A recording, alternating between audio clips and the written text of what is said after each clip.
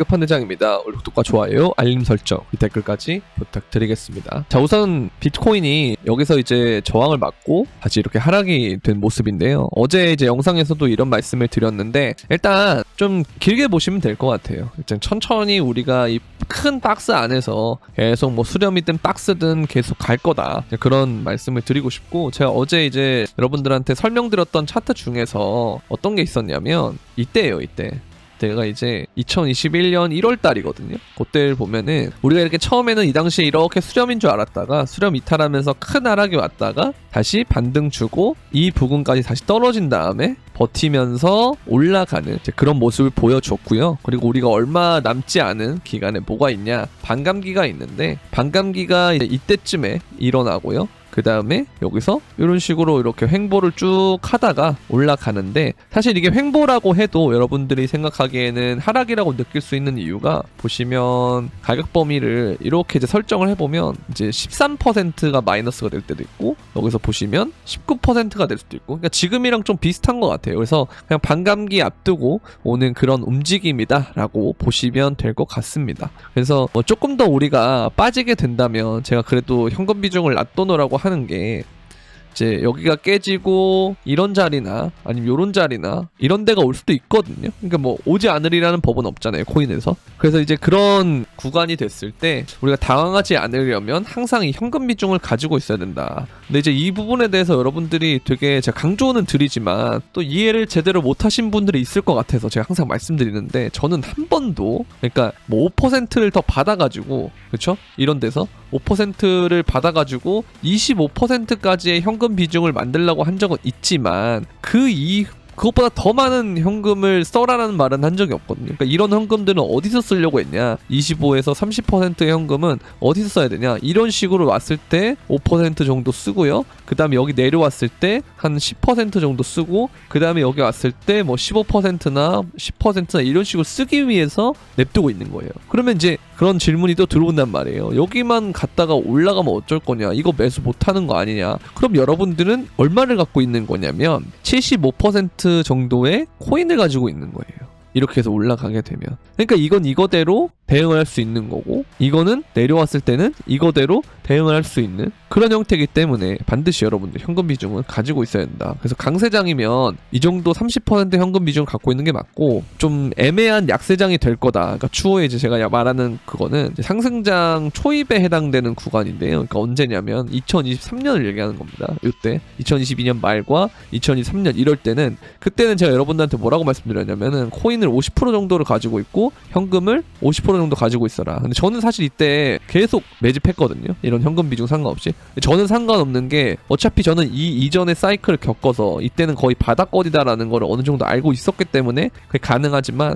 제가 그렇다고 해서 여러분들한테 바닥권이다 혹은 바닥권이 아니다 이렇게 말씀을 안 들리지도 않았거든요. 그런데 비슷한 뉘앙스의 말을 계속해도 여러분들이 받아들일 때는 좀 불안하기 때문에, 그래서 어쩔 수 없이 아예 이제 이렇게 되면 불안하기 때문에 조그만한 이 움직임이 나와도 거기에 대해서 여러분들이 현금을 갑자기 100%를 만든다거나 이런 과정이 생기기 때문에, 이걸 이제 미연에 방지하고자 현금 50, 현물, 그러니까 코인 50 이렇게 이때 당시에는 설명을 드렸던 거고, 어느 순간 돼서 이게 튀어오르는 순간부터는 제가 여러분들한테 뭐라 그랬냐면은 30%가 맞다 라는 말씀을 드린 거예요. 그러니까 점점 이제 바뀐 거죠. 현금 50에서 30까지 지금 낮춰진 건데, 이게 아무리 그 이후에 강세장이 가더라도 저는 이 비율은 거의 절대적으로 유지할 거니까요. 여러분들 웬만하면 이 비율 지켜주시고, 만약에 여기서 이렇게 떨어진다라고 하면 그때는 쓰면 되는 거죠. 그러면 평단이 어느 정도 낮아졌을 때 얘가 진짜 시즌 종료라고 해도 이렇게 내려왔다가 이런 반등은 주거든요. 그때 탈출하시면 돼요. 아시겠죠? 근데 여기서 떨어진 다음에 이렇게 반등 주면서 이런 식으로 횡보하고 만약에 올라간다 그랬을 경우에는 이게 좋은 자리에서 추가 매수를 한 게 되겠죠.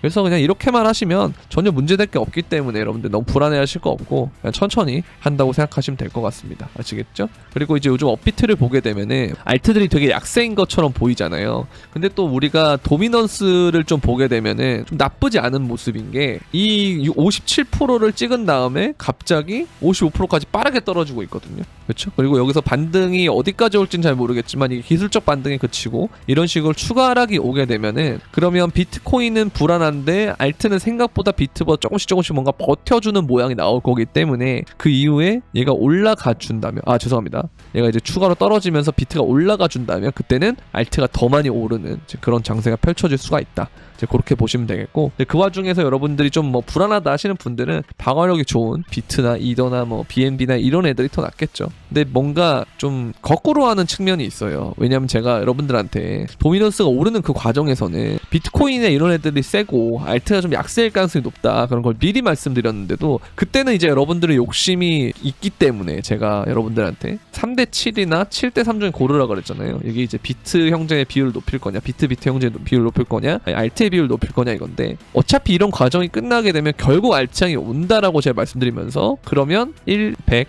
100배, 2, 100, 50배 이것처럼 알트를 밑에서 잡는 게 최대한 유리하다 그렇게 말씀을 드렸는데, 이제 이 말만 딱 받아들이는 거예요. 항상 듣기 좋은 말만 받아들이고 여러분들이 봤을 때 좀 듣기 안 좋은 말들은 받아들이지도 않아요. 그리고 나중에 언제 그랬냐 이렇게 얘기하거든요. 근데 이번에 여러분들이 느꼈을 거예요. 이 장투나 그 알트를 계속 보유하는 것이 쉽지 않다. 웬만한 사람들은 저는 이거 못 버틴다고 말씀을 드렸지만 나는 버티면 되지 뭐 그게 뭐가 어려워 했지만 이번에 보면은 못 버티겠죠? 그럼 이제 또 이걸 바꾸거든요. 비트와 알트 이렇게 비율을 이제 바꾸거든요. 그럼 이제 어떻게 되냐? 아까 보셨듯이 도미넌스가 점점 내려오고 있다라는 거예요. 그러니까 이게 진짜 좀 거꾸로 하는 그런 투자인데, 그래서 제가 항상 여러분들한테 말씀드리잖아요. 이게 심리라는 것은 역이용을 하는 것이 더 확률이 높다라는 말씀을 드리면서, 이 대중들의 지금 심리는 어쨌든 비트코인에 대해 상승장을 조금 의심하고 부정하는 단계이기 때문에 오히려 지금은 고점이 아닐 가능성이 높다 이런 말씀을 드리는 겁니다. 아시겠죠? 그리고 이걸 보시면 비트코인을 뒤집어 봤을 때 하락 추세처럼 보이잖아요. 물론 뭐 여기서 이렇게 올라갈 수도 있겠다라고 생각하시는 분들도 있겠지만, 이런 식으로 이제 좀 가준다라고 했을 때는 그렇죠? 계속 상승 추세가 되는 거죠. 왜냐면 이거 차트 뒤집은 거기 때문에 밑으로 갈수록 숫자가 올라가죠. 그래서 그렇게 보면 되겠고, 그리고 이제 이것도 마찬가지로 최근에 우리의 장세는 어쨌든 신고점을 찍은 구간에서의 장세이기 때문에 어쨌든 이러한 부분이나 이러한 부분이 남아있다라고 보시면 될 것 같습니다. 아시겠죠? 그래서 여러분들 걱정할 거 없어요. 그래서 그냥 시간이 좀 걸린다라고 생각하시면 됩니다. 천천히 해주시면 돼요. 그래서 분할 매도 하시고 오늘처럼 내려오면 또 천천히 잡아보시고 이런 식으로 하다 보면 어느 순간 시간이 지나 있습니다. 그러다 보면 하락만 보는 사람들은 더 밑을 보다가 결국 못 잡고 올라가게 되는 경우가 발생하는 거죠. 그러다가 이제 더 높은 자리에서 매수를 하다 보면 어제 말씀드린 것처럼 평단이 예전보다 더 올라가 있는 이제 그런 상황이 발생하기 때문에 이런 것들은 여러분들이 좀 주의를 해주셔야 돼요. 항상. 그래서 올라가든 떨어지든 내가 중심을 잡아야 원칙대로 행동을 할 수가 있다. 그렇게 보시면 됩니다. 그래서 이런 식으로 지금 사이클이 아직까지는 좀 남아있다라고 볼 수가 있고, 여기서 이렇게 고점을 찍는다 그래서 가격이 고점이 아니다라는 거죠. 상승장은. 제가 여러분들한테 RSI 이런 것도 말씀드렸는데 항상 과매수가 온다 그래서 고점이 아니에요. 고점이냐? 아니에요. 이게 오히려 과열 상태다라고 볼 수도 있는 거기 때문에 이거는 계속 한동안 갈 가능성이 높다. 그렇게 보시면 될 것 같습니다. 자, 그리고 이제 2017년에 반감기가 오고요.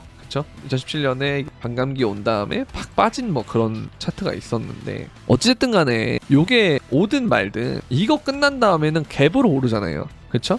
그러니까 이게 뭐 여러분들이 이게 되게 불안하고 이러면은 현금 비중을 어쨌든 계속 놔두면 되는 거고요. 근데 뭐 나는 이런 것들 모르겠고 그냥 나는 저점을 못 잡는다고 생각하기 때문에 DCA를 할 거다, 떨어질 때마다 조금씩 매수할 거다, 뭐 그렇게 생각해도 되는 거고, 어쨌든 간에 이 시장을 떠날 이유가 없는 거예요 지금은. 근데 여러분들이 이제 떠나고 싶어 하고 막 그러거든요. 좀 더 떨어지면 또 떠나려고 하고 그럴 거예요. 그때 되면 또 악플도 뭐 더 많이 달릴 거고, 이제 뭐 채팅방 같은 데서도 더 막 이렇게 우려 섞인 목소리 나올 거고 할 건데, 근데 저는 어쨌든 22년 말 23년 계속 뭐라고 말씀드렸냐면, 다들 아니라 그럴 때 저는 상승장이 올 거다, 거의 다 끝났다, 매집해야 된다, 코인 절대 떠나지 마라 외쳤었고, 그걸 기점으로 지금 엄청나게 올랐고, 그럼에도 불구하고 아직까지 사람들이 지금 불신하는 단계이기 때문에, 정말 위험한 단계는 언제냐면 모든 사람들이 코인을 믿어야 돼요. 근데 아직은 그렇지 않거든요. 그래서 이런 걸 보게 되면 좀 시간이 많이 남지 않았나라는 그런 생각을 하고 있습니다. 아시겠죠? 그리고 보세요. 고래가 하락해서 추가로 이렇게 매집을 하잖아요.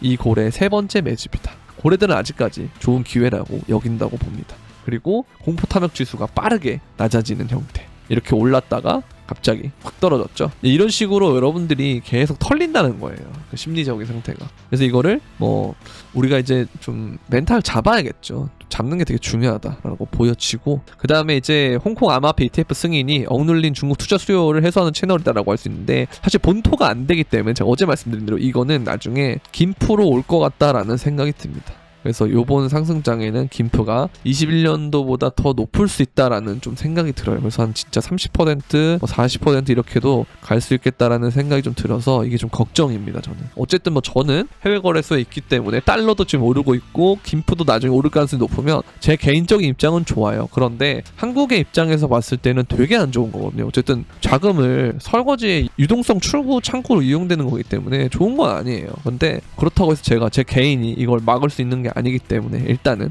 이렇게 될 가능성이 있다라는 우려 섞인 사항을 미리 알려드린다라고 보시면 될 것 같습니다. 자, 오늘 오전 영상은 일단 여기까지 하도록 하겠고요. 추후에 오후에 또 장세가 좀 바뀌거나 이렇게 하면 특이점이 오면 또다시 영상을 업로드하도록 하겠습니다. 도움이 되셨다면 구독과 좋아요, 알림 설정 그리고 댓글까지 부탁드리면서 그럼 안녕.